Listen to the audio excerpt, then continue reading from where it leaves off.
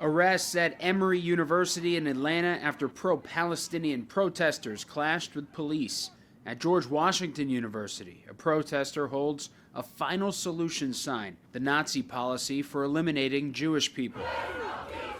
The string of incidents involving protesters denouncing the Israel-Hamas war on college campuses embroiling the country. Zionists don't deserve to live. Kammani James is one of the student organizers of Columbia's encampment and has been negotiating with school leaders. But a resurfaced live stream they posted earlier this year shows James using disturbing language. Be grateful that I'm not just going out and murdering Zionists. James apologized and tried to distance himself from the video.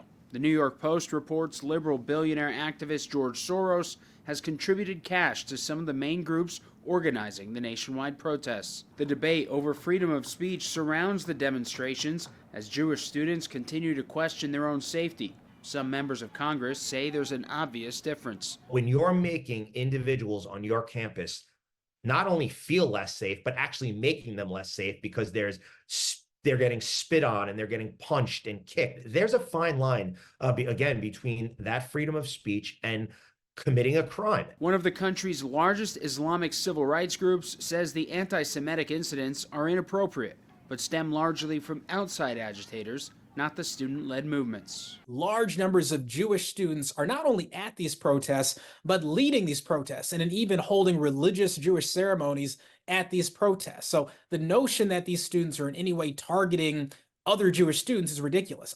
Pro-Israel advocates are questioning why students like James with a history of anti-Jewish statements are leading the negotiations meant to end the protests at Columbia.